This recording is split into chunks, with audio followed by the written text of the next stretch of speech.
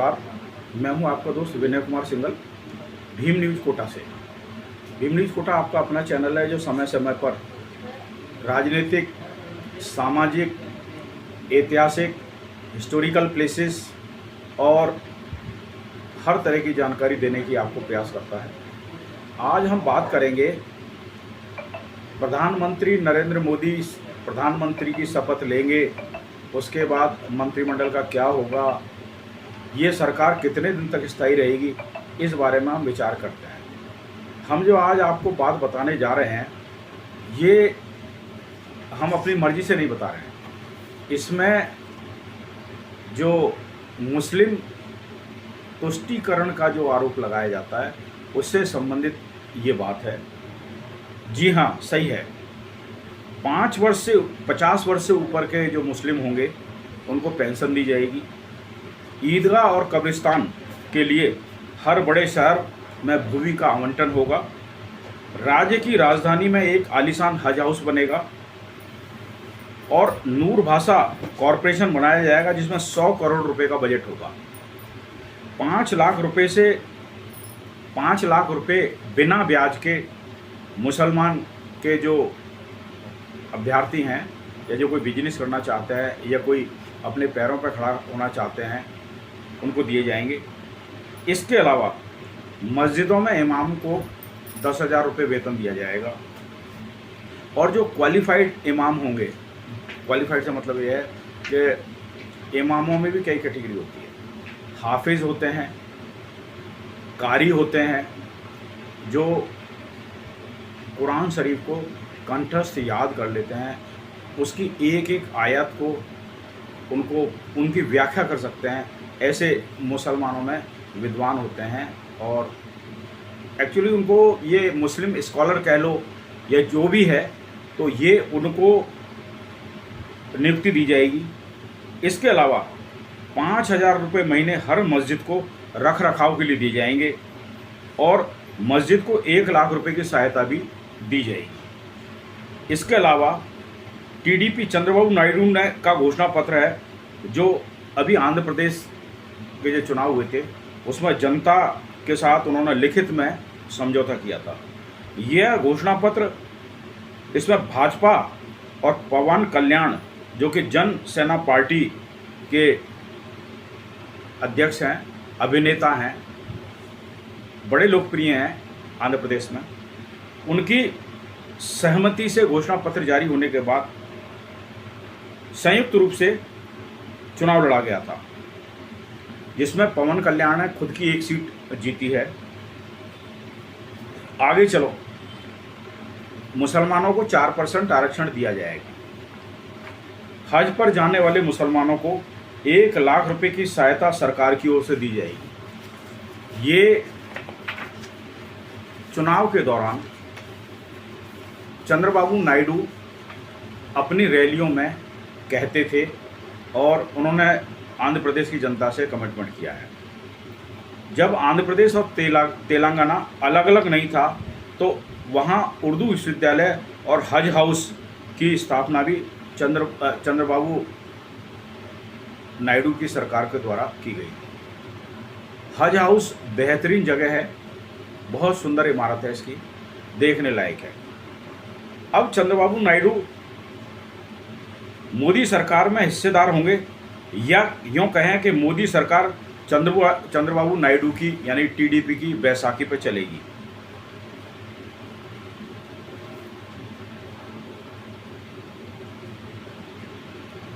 बताते चलें कि 2024 चुनाव के समय पूरे चैनल अमित शाह, प्रधानमंत्री मोदी इंडिया गठबंधन को इंडी गठबंधन के नाम से बुला रहे थे, जबकि हकीकत में इसका नाम है इंडिया गठबंधन, INDIA, इंडिया गठबंधन। आगे चलें तो बताते चलें कि साथ ही उस समय ये भी कह रहे थे चुनावी रैलियों में, जिसमें भाजपा के प्रत्याशी भी थे, चूँकि गठबंधन था इनका, तो भाजपा के प्रत्याशी भी थे, तो ये कह रहे थे कि हम जो ऊपर दी गई घोषणा पत्र है इसको लागू करेंगे और मुसलमानों को हम बेहद सुविधाएं देंगे और ST SC OBC का आरक्षण लेकर मुसलमानों को बांट देंगे ये आरोप भारतीय जनता पार्टी के नेता, जिसमें प्रधानमंत्री नरेंद्र मोदी, अमित शाह वगैरह लगाते थे कि एसटी एससी ओबीसी का जो आरक्षण है इसमें से कट करके ये मुसलमानों को दे देंगे। इसके साथ ही आंध्र प्रदेश विधानसभा चुनाव में टीडीपी को पूर्ण बहुमत मिल गया है। उन्हें प्रदेश में बीजेपी के सहयोग की कोई जरूरत नहीं है। हाँ, चुनाव पूर्व टीडीपी और बीजेपी का गठबंधन था, इसलिए आंध्र प्रदेश में बीजेपी सत्ता में शामिल हो जाए या नहीं भी हो, ये भी एक विषय रहेगा। क्योंकि केंद्र में बीजेपी के को 16 सांसद जो टीडीपी के हैं उनकी ज़रूरत है।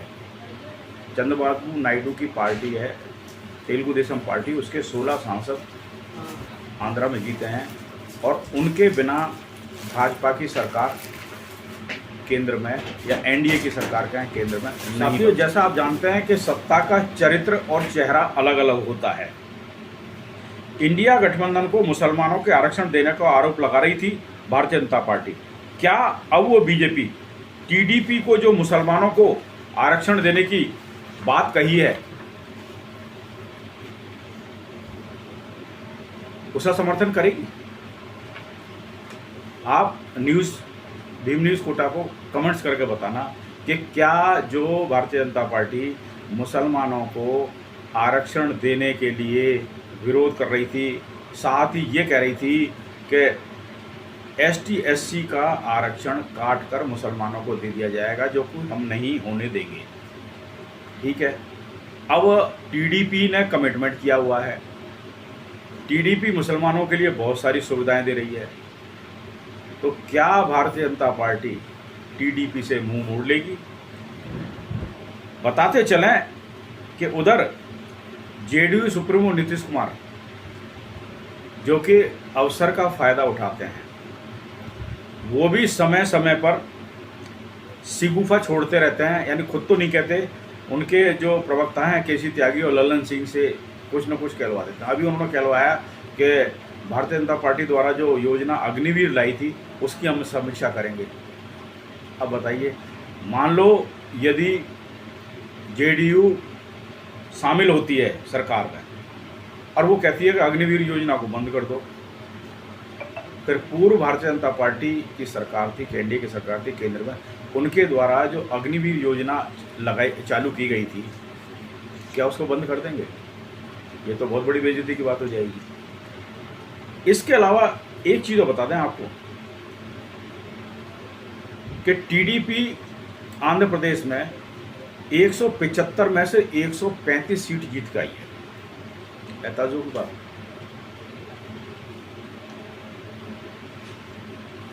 यानी खुद अपने दम पे जीत के आई है, उसे जरूरत नहीं है किसी के सहायता या गठबंधन की। भाजपा वहाँ जो भी सीटें जीती है, शामिल हो तो ठीक है, नहीं हो तो ठीक है, कोई फर्क नहीं पड़ता उनके। अब आप यूँ कहोगे कि आंध्र प्रदेश में मुसलमानों के दम पर जीती है, तो ये बताते चलें कि आंध्र प्रदेश में मुसलमानों की आबादी केवल 7.5% है, जो कि ये 7.5% आबादी 15 सीटों को प्रभावित करती है, लेकिन यहाँ तो 135 जीती है। तो 7.5% आबादी को संतुष्ट करने के लिए क्या चंद्रबाबू नायडू मुसलमानों के पक्ष में इस तरह के मैनिफेस्टो बना रहे हैं या कमिटमेंट कर रहे हैं?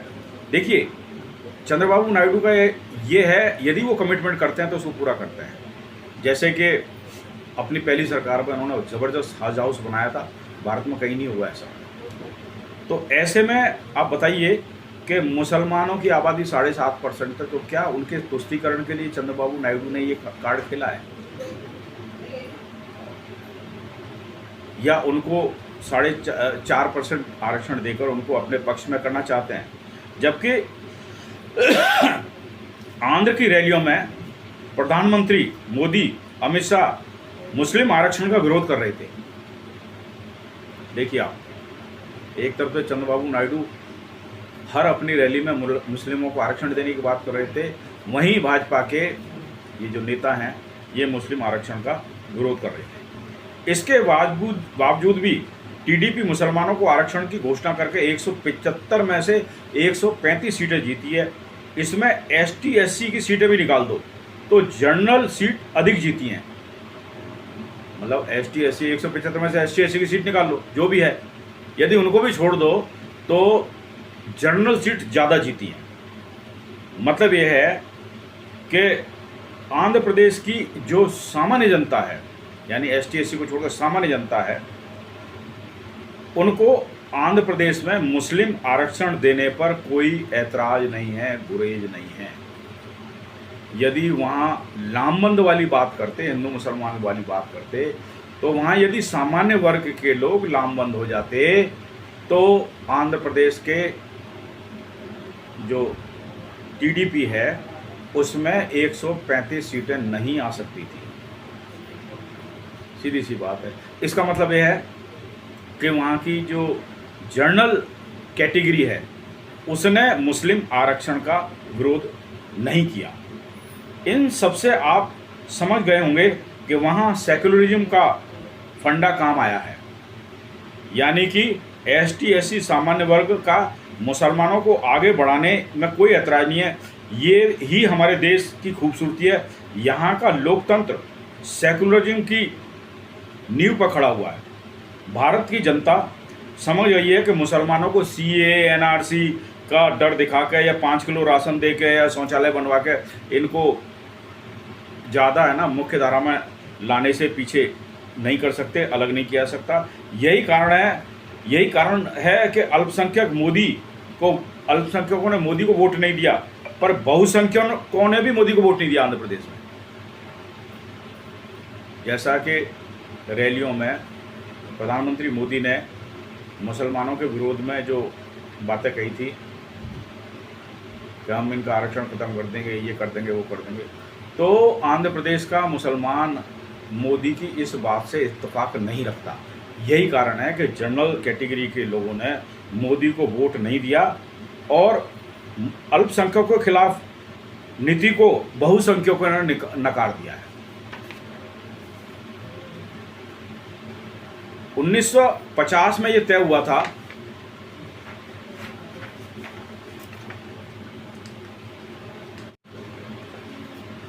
बताते चले कि रही मुस्लिम आरक्षण की बात, तो 1950 में यह तय हुआ था कि मुसलमान और ईसाइयों में जातिवाद नहीं होता, इसलिए इन्हें एसटी एससी की तरह आरक्षण की श्रेणी में नहीं रखा जा सकता। जबकि सिखों को, बौद्धों को और हिंदुओं को एसटी एससी की श्रेणी में रखा गया था, जिन्हें कि आरक्षण कह लो या प्रतिनिधित्व कह लो, उस फैसिलिटी का लाभ दिया गया था। मुसलमानों का एक वर्ग ऐसा है जिसकी स्थिति आज दलितों से भी बदतर है। उन्हें आगे लाने के लिए आरक्षण की जरूरत है। यह मामला सुप्रीम कोर्ट में भी आया था 1.5 साल पहले, जिसमें भारत सरकार ने कहा था कि हम एक आयोग बनाकर इसकी समीक्षा कर रहे हैं। बताते चले कि बहुत लोग आरक्षण का विरोध करते हैं, लेकिन ये उन जातियों में पैदा नहीं हुए हैं या उन जातियों की तरह इन्होंने परिस्थितियों का सामना नहीं किया है, इसीलिए इनको ये नहीं पता कि आरक्षण का विरोध करते हैं। बस एक लीक है आरक्षण का विरोध। आरक्षण कोई आर्थिक संबल देने का कार्यक्रम नहीं है। आर्थिक संबल देने का तो भारत सरकार की बहुत सारी योजना है, लेकिन ये जातिगत उत्पीड़ना के तहत दिया गया आरक्षण है। और बताते चले कि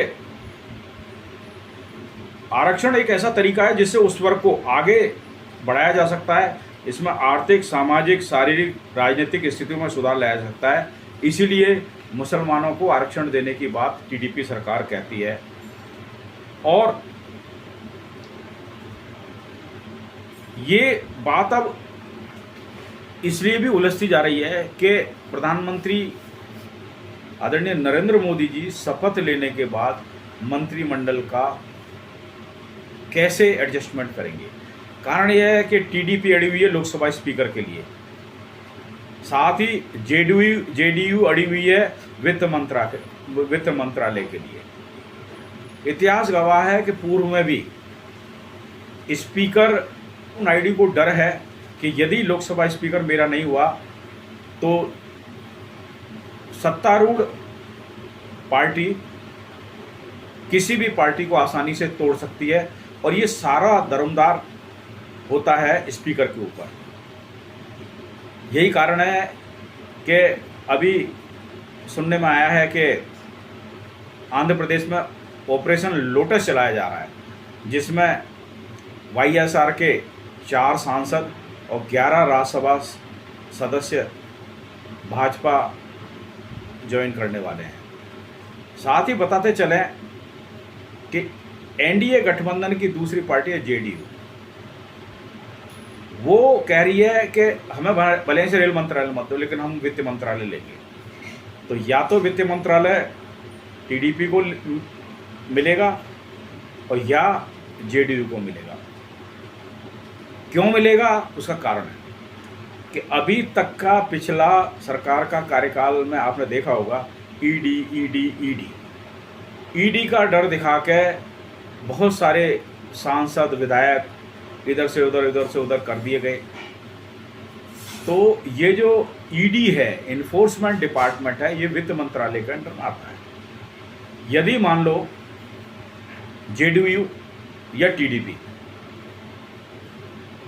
इनमें से एक के पास वित्त मंत्रालय चला जाता है, तो जो सांसद डर के मारे, ईडी के डर के मारे जबरदस्ती एनडीए में समर्थन देने को मजबूर होंगे, एक तो उनका भय खत्म हो जाएगा। लोकसभा स्पीकर यदि टीडीपी का होता है तो दल बदल वाला जो कानून है, पिछला आपने देखा होगा क्या हाल रहा।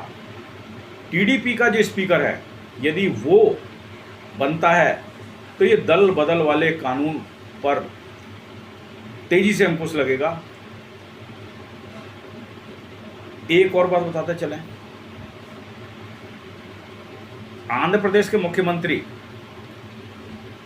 चंद्रबाबू नायडू के बेटे लोकेश नारा ने एक नया शगुफा छोड़ दिया है।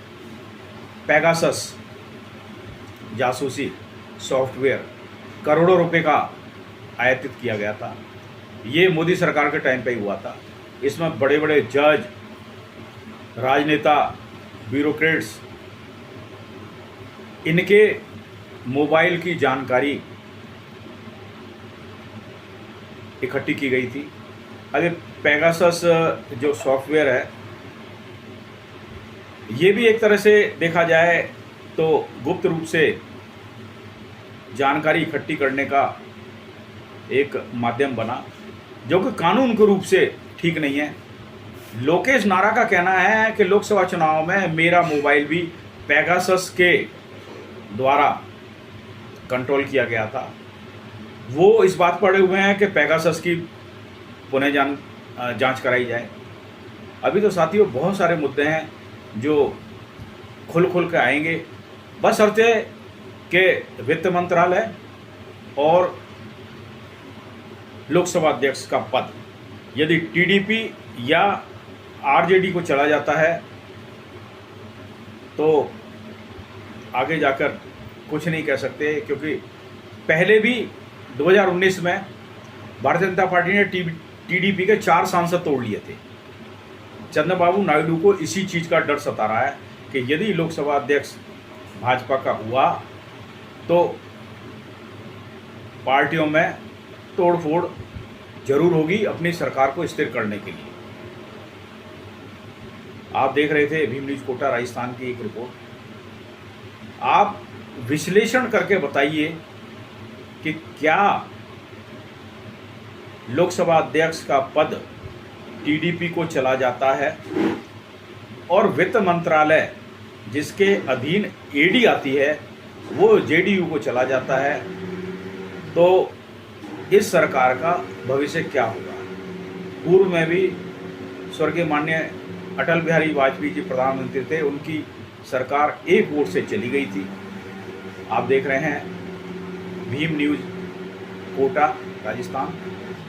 प्लीज़ हमारे चैनल को YouTube पर सब्सक्राइब कीजिए, लाइक कीजिए, शेयर कीजिए और यदि हमारी खबरें पसंद हैं या नापसंद हैं, आप कमेंट्स करके ज़रूर बताइए। हम लाएंगे आपके लिए नई नई जानकारी। बने रहिए हमारे साथ। यदि आपको हमारी खबरें पसंद है तो प्लीज़ हमारे चैनल को YouTube पर सब्सक्राइब कीजिए, लाइक कीजिए, शेयर कीजिए। न्यूज़ अपडेट के लिए बने रहिए हमारे साथ। आपका बहुत बहुत धन्यवाद।